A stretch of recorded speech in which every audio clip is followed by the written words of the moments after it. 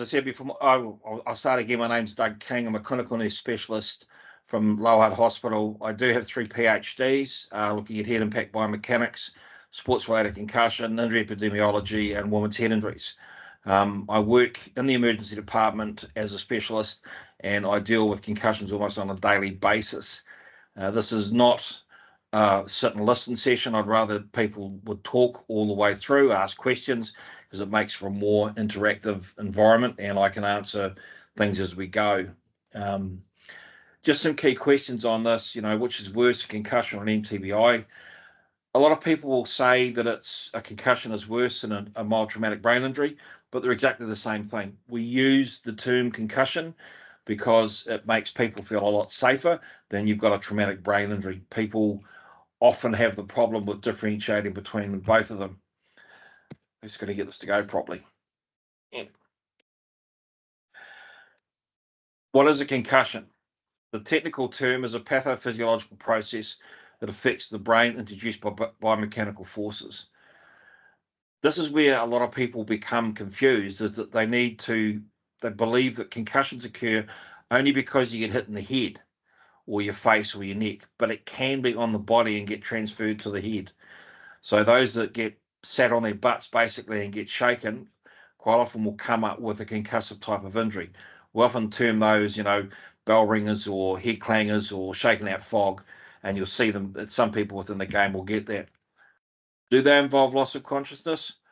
No. 9 out of 10 concussions do not involve loss of consciousness. So you can see concussions on a graduated scale from something very small here to up to here where they're fully out of loss of consciousness and have problems. And typically when people come into hospitals and they tell me that they've had a loss of consciousness, when I start digging in the background, they've had at least 3, if not 4 previous concussions. So if you see someone on the field that's been out cold, then highly suspect that there have been previous concussions that probably haven't been reported and probably haven't been diagnosed, and they can be very subtle. So this makes this injury quite a difficult one to try and manage and assess. So there's a variety of ways that we can do it, but you just have to be suspicious all the time. So whenever I go to games, I'm watching for the way that people get up, how they run, what they do after a contact, how they react to people. And as the average age is pretty young, then the problem we have here, if they go back on the field while they're still concussed, you can involve other things called a second impact syndrome, which can be quite fatal. Can X-ray, CT, MRI show a concussion? Actually, no. So when people come out and say that their CT is clear, it doesn't mean that they have their concussion is clear. It means that they've got no structural injury. So there isn't a cerebral bleed or a skull fracture or anything else like that. Concussion is a functional disturbance, so it affects how the person functions in normal society. It affects how they're going to react and do things. So knowing your players is paramount. Knowing what your mate next to you is like and how they normally react is important, because if they're different, then they could be concussed in what they're doing. Will they show immediate symptoms? Actually, not always. Concussions evolve, and in 15 years of doing this, I've never seen 2 concussions the same.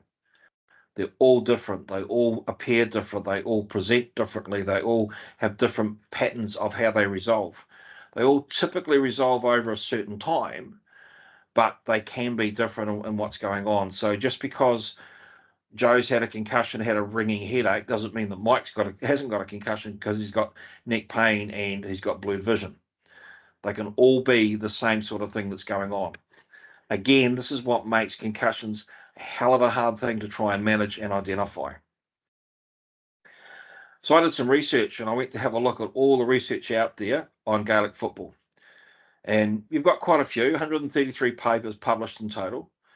73, or just over half of them, were specific to football injuries.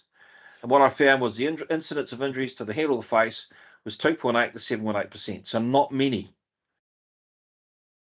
And for the concussions, you don't have any. There's none reported. Makes you the safest sport ever to play. I wonder.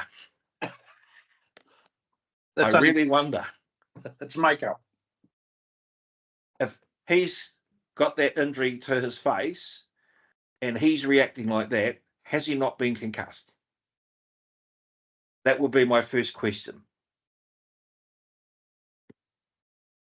If no concussions, then how many players have had during or after a game feeling like their head's in a fog, had a headache or a neck strain, had a ding, bell ring, shaking cobwebs from their head, feeling tired, difficulty concentrating, being in a noisy room, lights are too bright, because they're all symptoms of concussion. And I wouldn't be surprised if some people out there are going, oops, yes it was, or yes I've done this, and everywhere I go and ask these same questions, I get the same answers. Again, highlighting how difficult it can be to actually identify these injuries. So, nice picture, looking at the players, what can we see happening in here? Is the one on my left has been concussed the way that she's falling. Her hands are down, she's not guarding herself, she's being knocked over.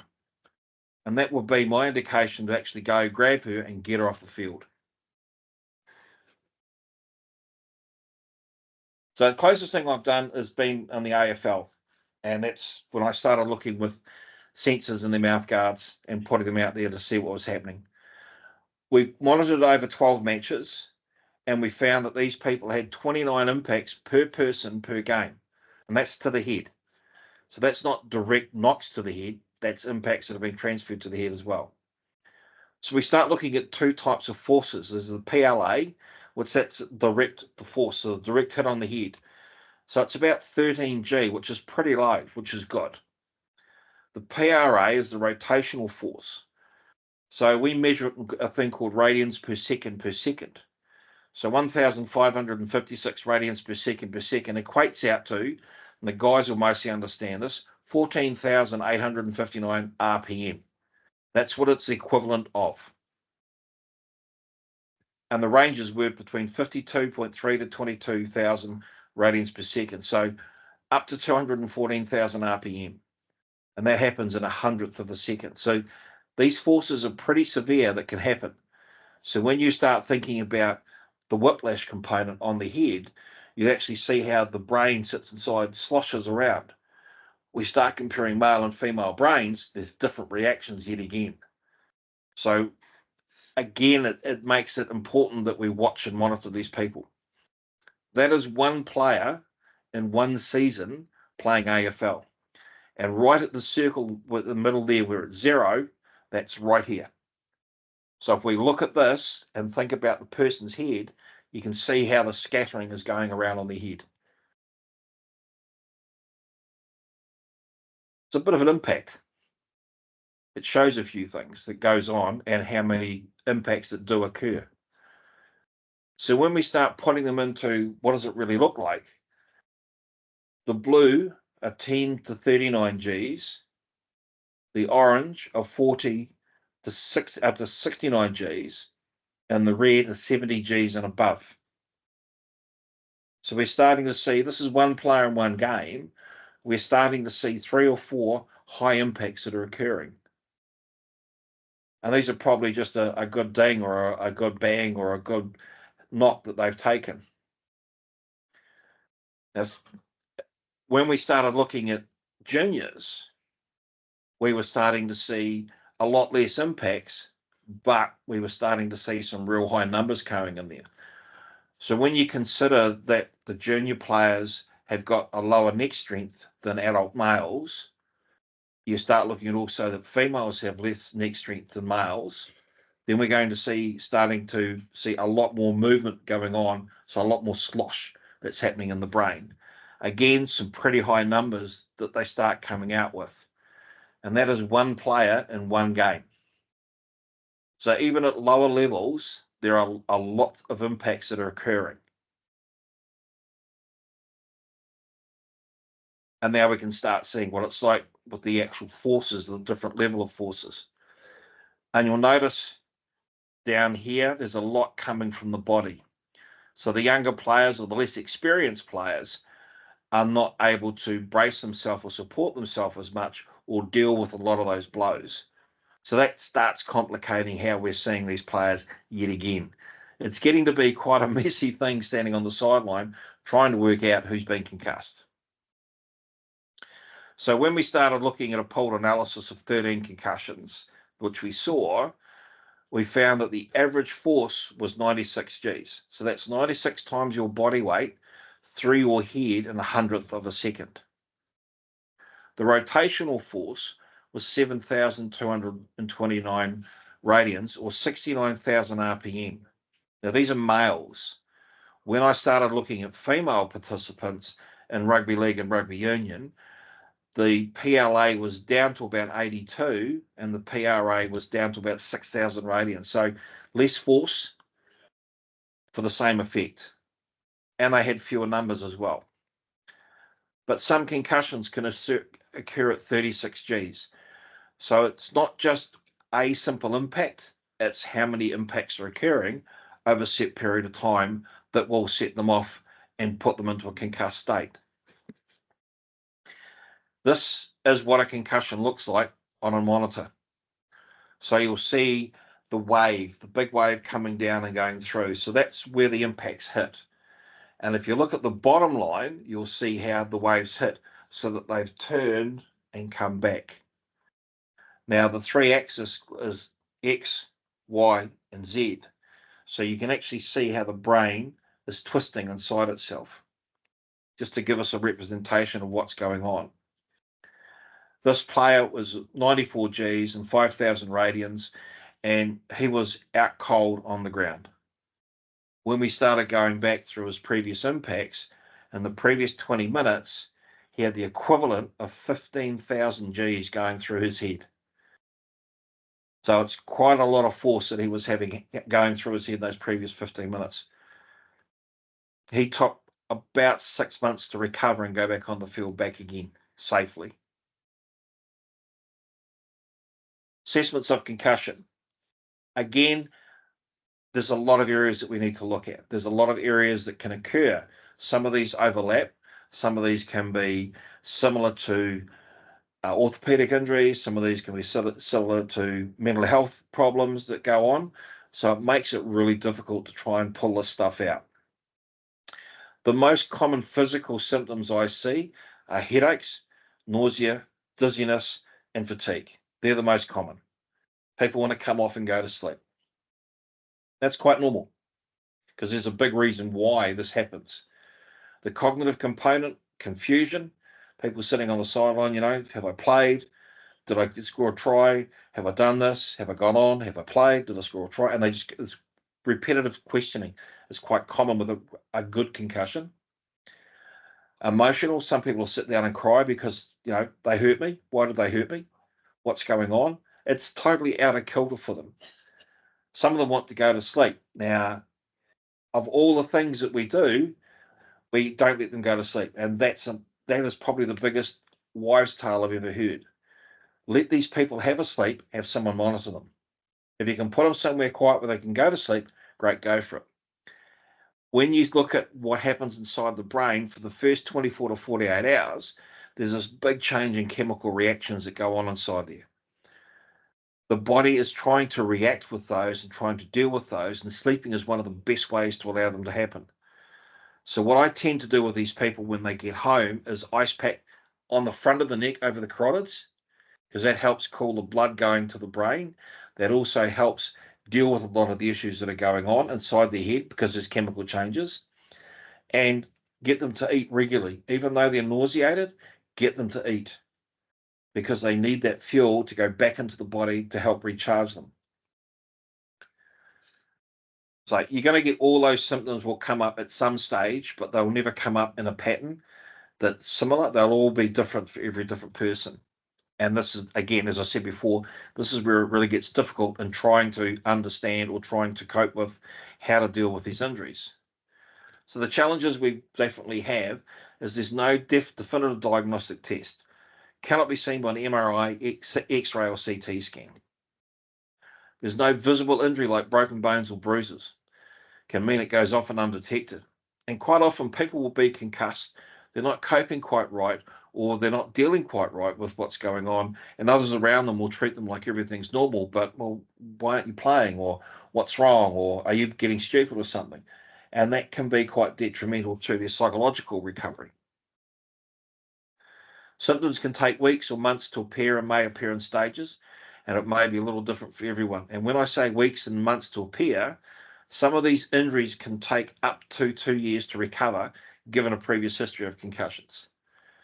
So again, it's important to know the people that you're dealing with.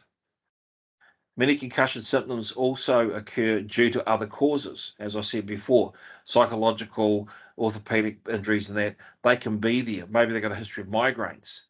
So you've got to be suspicious of what's going on, but if in doubt, rule them out.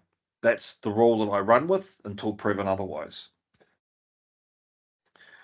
They may not recognise or admit to having symptoms and this points to the importance of education. There's a survey questionnaire out there called ROCKAS, ROCKAS. It's a free online system you can use. You can put it through all the people. We recently did it with a sporting code, and this was 6 months after they put all this education through on concussion, and it was really interesting to see the results. People were actually openly admitting that they would go back on the field concussed, so they would hide it. They were openly admitting that they did not know how to assess the concussions, and they were openly admitting that they would play with the symptoms still ongoing. So it's really important to try and get the education out there that if you play with the symptoms, there's a high likelihood that you could drop dead and die. That's a scary component of concussions. And the false belief that one must lose consciousness to have had a concussion. So you will miss 90% of the concussions if that's what you believe. Again, comes down to education. So what are the effects of repetitive head impacts and concussions? What they have found through research these days is a 3-time higher risk of suicide after the first concussion. So think through all the latest media stuff of these people that are been playing well and then suddenly they commit suicide, or young people that are coming up and coming sports stars that become depressed or suicidal or fall away from the game or have ended up in psych services. 6 times more likely to have the subsequent concussion. Females are at a higher risk of concussion and prolonged symptoms. So I'm sorry, ladies, but you've got another thing called hormones, and they play havoc with your concussion recovery. There's a 50% increase in lower limb injuries post-concussion, and that's for up to 2 years after a concussive injury, if your rehabilitation isn't right. So have a look at some players that have been previously concussed, and within the next 12 months, have they rolled their ankle? Have they done their knee? Have they ended up being away from the game for longer than 6 weeks? More than likely, you're going to say yes to it. 8 times higher risk of loss of consciousness with 3 or more concussions. Hence why I said before, if someone comes in, no, I've never had a concussion, but I had loss of consciousness, then I'm going to get really suspicious of what's happening out there. Less force required for subsequent concussions. So it gets less and less, you become more and more sensitive to it. Past history of migraines, ADD, ADHD, dyslexia, depression, anxiety increase your risk of complications post-concussion. Multiple concussions have a higher dangerous alcohol consumption, sleep disturbances, irritability, and anger issues.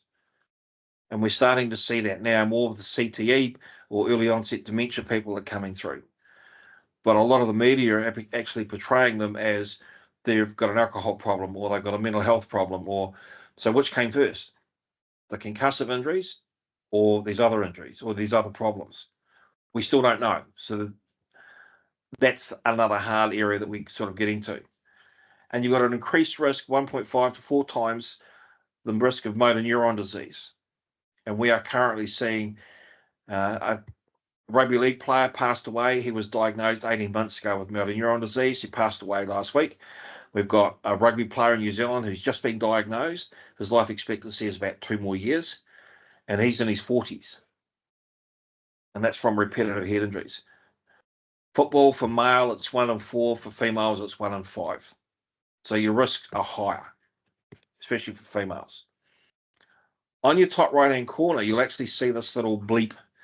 And what that is a brain nerve that has been given an impact. and they've monitored it over time, and you can actually see how it deteriorates and dies. This is what the equivalent of a concussive injury is inside the brain. So you imagine that happening to a small area, and you're having about 100 of these die off. That's the effect of what concussions can do. As I said before, higher incidence in females. Severity is higher and duration is longer for females. The research we've been currently doing looks at where females are in their menstrual cycle phase. So post-luteal or post-ovulation, they seem to have more symptoms of longer duration than pre-ovulation, and that's related to the hormones that are released around that time. And these can end up lasting 3, 4, 5 months until they settle down. As I said before, the post-luteal phase is the problem here, and it's where the hormones affect learning, synaptic plasticity, neurotransmission, neurodegeneration, cognitive function. It can impact all these areas. There's higher scores across migraine and cognitive neuropsychological clusters. So if you have any of these areas that are going on, you've got a higher problem of concussion recovery. And this can affect everything, the way that you work, the way that you sleep, the way that you interact with people. So these injuries can have lifelong changes. So how do we manage it? So for the first 24 to 48 hours, we have limited cognitive and light physical activity. And when I say limited cognitive, we look at things like no TV, DVD, PlayStation, cell phones, computers. If you can see it or hear it, not even near it. So that's 2 days, get away from screens. That doesn't mean go and hide in your bedroom. What it means is staying away from the screens and allowing the brain to rest. Go for light walks. Go for a walk around the block. Go for a walk down to the park and back again. No driving for 10 days because you're actually worse on the road than a drunk driver. So 10 to 15 minutes for the first 2 days, we do that. Light cognitive activities from day 3 to 5. So what we're recommending is a 1:3 ratio. So 15 minutes on, 45 minutes off. That's on day 3. If everything's okay, no symptoms return, then you go to a 30-30. And then if everything's okay after that, you go to 45 minutes on, 15 minutes off. Then you can go back to school. Then you can go back to work. Then you can go back and do things. But you don't just walk straight back into it. All the latest research coming out now is identifying that what we need to do is a graduated approach. So returning back to work can be a 3-week process. So you're going back in and you're doing chunking bits. So 20 minutes on, 20 minutes off for a maximum of 4 hours for the first week. The next week, you're going back in and you're doing, again, chunking periods for a maximum of 6 hours. And then the third week, you're going back and trying to do full time and seeing how things go. You should not be returning back to sport until you can work full time or be at school full time. That's the recommendation that's come out now. So light school work activities, 8 to 11, moderate school, full school, 15 to 8, and then you can increase sporting activities after day 15. What we need to understand is that for every day a concussion symptom occurs and fails to recover, it's 6 to 10 times longer for the physical recovery. So although you've got a symptom recovery in 14 to 15 days, it can take you up to 150 days to fully recover. Now, I know the guidelines out there are saying 21 days. We'll go back and return in that time period there. And there's a lot of research out there saying that it's okay, most people return within 11 days. But what they do is they say that most people are symptom-free within the 11 days. That doesn't mean that your eye-hand coordination is totally right thereafter. I don't know how many times you've seen players take to the field, they've had a concussive injury, they've come back a little bit early and they can't catch a ball, they drop things, or what they're normally good at, they fail at. But if you consider that's what they're going to be like because their eye-hand coordination's out of kilter, then they're still not fully recovered. So from the research that we've done, what we've actually identified, that witness concussions take 28 days plus on the King-Devitt test. Now, the King-Devitt test is no relationship to me. It is a rapid eye movement test done on an iPad. It's number reading, and it is designed for 5 years old and up. I do it all the time on the teams that I look after as a baseline, and then I can actually pull them off, sit them for 5 minutes, and then put them through the KD. And if they pass it, I am that confident I will put them back on the field again. That's how safe I feel with it. We've just done a paper where we actually looked at the KD test with some Mayo Clinic adjustments done to it for the non-lay person, and we had 100% sensitivity and 100% specificity on it. So it's got all the questions like your Maddox questions, which are, where are we, what field, who's played, who do we play last week, and then get the players to actually identify their symptoms, what symptoms they've got, and then we're looking for red flags, and then we do the reading test as well. Interesting enough, we actually pulled a person off, and she wanted to do the test straight away. She did the test, she passed the reading test, but failed the symptom test. So when we retested her an hour later, she failed everything. So it told us that we were testing too early, which is why we've now got the 10-minute wait period. We've actually found longer return to play timelines. In a test that they did through a concussion clinic, Steve Carr identified that males took 26 to 30 days on average to return back to full symptom-free. So not this 21 days. In the research that I've done, we found that females took 28 to 32 days before they returned back to their baseline scores and were symptom-free. So I said before, I highlighted before about your differences between male and female, hormonal influences, physiological and biomechanical. They've got different gaits, they run differently, they have different biomechanics that are going on, their neck strength is less than a male's, they have a different brain structure physically, so you get a greater slosh phenomenon going on. Males are less honest and have a poor attitude towards concussion and rehabilitation. And this is all in the research that we've done over the last couple of years by surveying athletes. And they openly identify that they would lie to go back onto the field to play and that they want to get out there.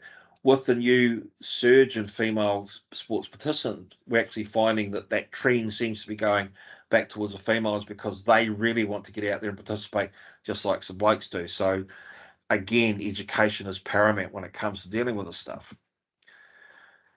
Threefold increase in subsequent concussions, as I said before, twofold increase in musculoskeletal injury, and a 1.2 to twofold increase in the risk of an ACL injury for females post-concussion.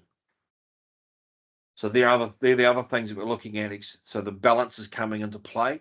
And for those physios with the vestibular system, it's really important to make sure that they're 100% back on track for that to help start decreasing the risk of the ACL ruptures. So first response and a key point to this area is remove the player from any activities as the symptoms may worsen after the event. So get them off, sit them down. Do not leave them alone. Monitor them for the signs and symptoms. Have someone with them. Don't let them drive. Let them go home. They need to have someone with them at all times. If there's no one there, send them in a hospital.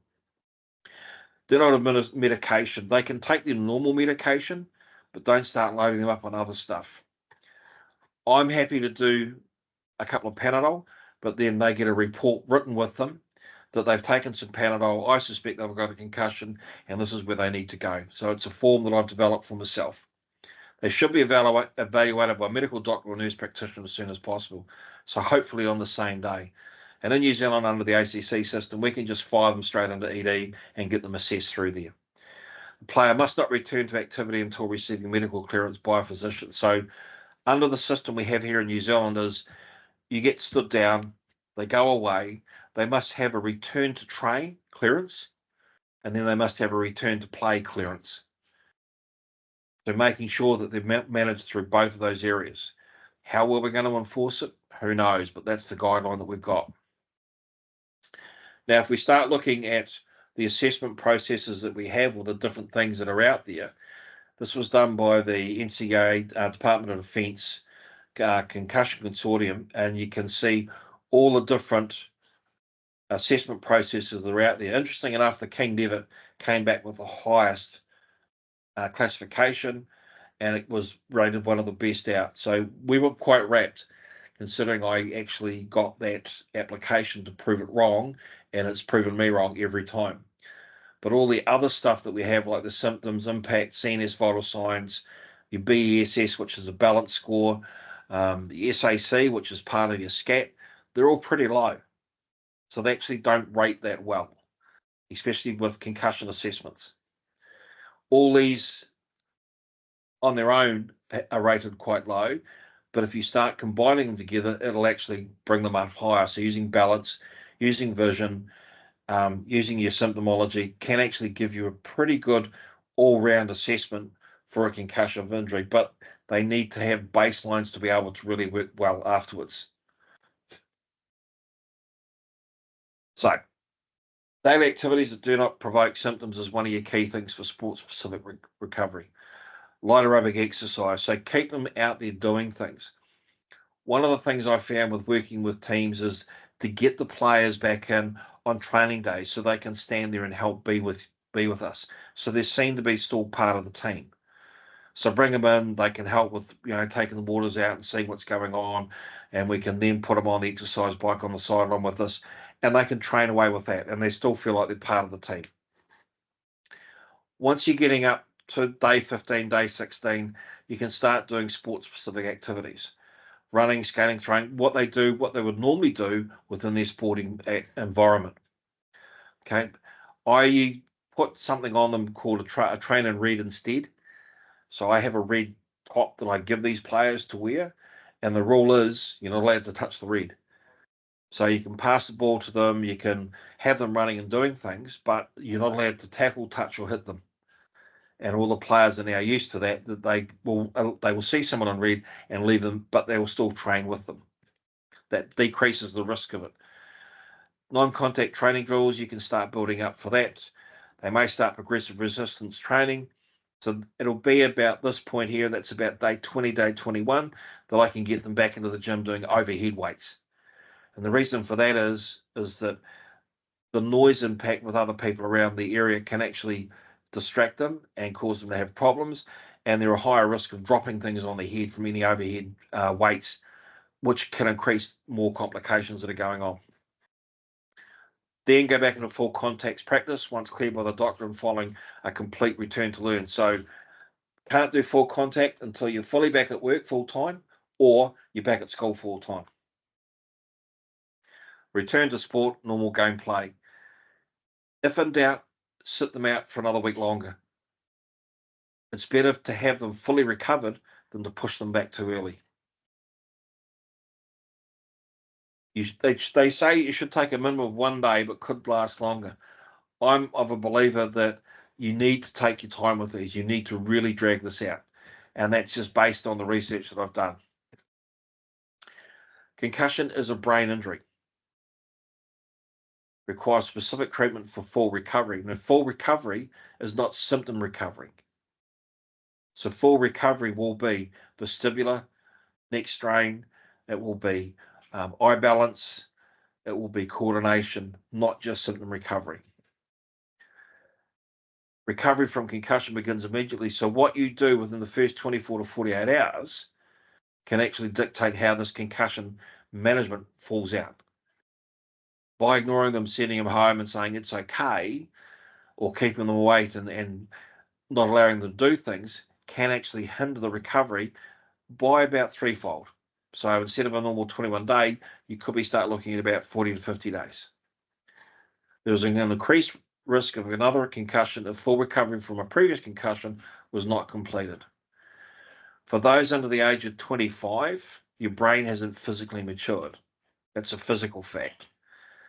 If you take a knock to the brain before that age, 100% guaranteed that those symptoms will remain with you for life.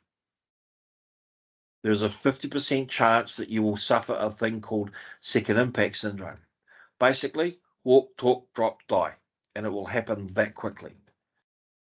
Now, we see, on average, I reckon in New Zealand, 2 a year of players that are dying on the field or from anywhere out there. I've personally had one that pushed me into this many years ago, And believe me, it's not the nicest thing to go through. So managing these injuries is paramount to deal with them. Being overly cautious, I would fully support to take your time to get them back out there. As always, it's going to be in the heat of the match. It's going to be your best player, and it's going to be a crucial match that you need to win. And that's when the pressure comes on. And that's where having someone on the sideline that is able to make the decision and given the authority to say, no, they can't go back on, is important as part of your team management process. Sorry, I prattled a wee bit too long.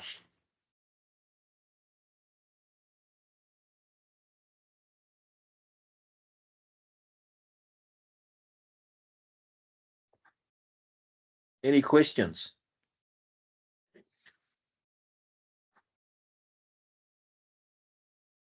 Well, from a refereeing point of view, can you step in? Like I would do it anyway, but is it feasible for a referee to go, I think this guy's concussed, he needs to get off? Yep, most definitely. Yeah. Most definitely. I mean, I stand on the sideline and watch the game, and I don't see everything. So the referees will come to me and go, Doug, go and assess so-and-so. Sweet, not a problem. Yeah. I suppose just to clarify on that, Matt, I wanted Doug obviously to introduce all of the risks associated with concussion. Camogie recently brought in at their convention or congress rather that the referees would have that power as such. Obviously it came in after our congress. But it is something we'll be doing around processes. So ideally, it'll probably be like a tiered system. So if you have a healthcare professional on the ground, they would have the first say, and then obviously a consultation probably with the referee and the team management then, and potentially committee would be like the next tier. But ideally, obviously, I see with some physios on tonight, like some states have that luxury, others don't. So yeah, ideally we will be given a system and a process around it, and given that little bit of control as such to a referee or to a manager, to prevent a player going back if they're anyway deemed to have any sort of symptoms or potential concussion. Yeah. Yeah. Doug, I understand the timeframes and stuff for recovery. Would you have any recommendations practical for, because returning to work and returning to school, I understand those timeframes, but because it's not very well understood, I don't think a manager would really accept that sort of timeframe. Have you any practical recommendations to sort of get around that? Because you can't get doctor's notes, that sort of thing. I use a handout guideline where I actually write up, return to work guidelines based on the concussion sports guidelines, and I always hand that to people that I see with the recommendation of 7 days off and a graduated return. I've had some employers ring me and talk to me about it, and I explain to them that if he goes back too early, he's actually going to be off for 3 times longer. So giving him that 7 days now, and under New Zealand law, it's a lot easier because we've got ACC. ACC requires that the first 7 days is on your sick leave. Thereafter, it's on ACC, and they can pay for it. And I know over in Australia, there's workers' comp and other bits and pieces, so it gets a little bit more complicated. And I appreciate that. Trying to explain to the people that you can have this person back in 7 days if they're allowed to recover properly is probably one of the best ways to go. But I find the best thing that I do is give them a lot of handouts and advice to take to the employees and hand it to them and let them read through it. I'm more than happy to share it with anyone. They can have whatever I've got. I'm more than happy to fire it out to you.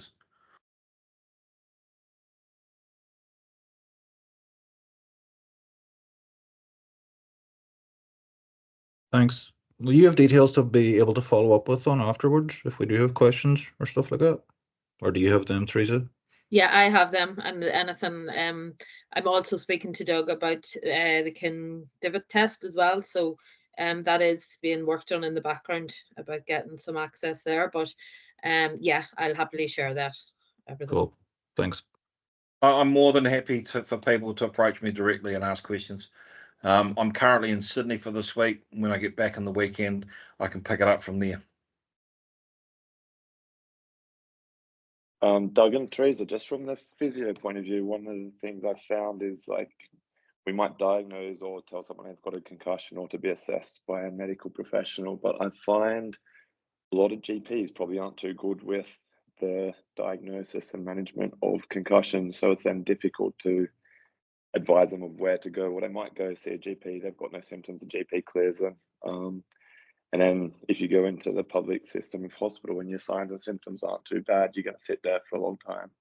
And again, probably not get very good treatment. Yep. Would it be, so I suppose, just looking for the New South Wales GA, but maybe with others, if we could try and team up with a GP that does have experience in concussion management, so we've got a point of referral for that, for all the teams and players to go to? I'd be looking at someone from Sports Medicine Australia. Yep. Or through the Australian Institute of Sport, and see who they've got around that you can actually link into. I'm sure that there'll be people around there to do that. I get people that are quite often medically cleared and told that they can go back onto the field, but my rule is I'm the medic. The team either supports me in saying no, or I walk away. It's as simple as that.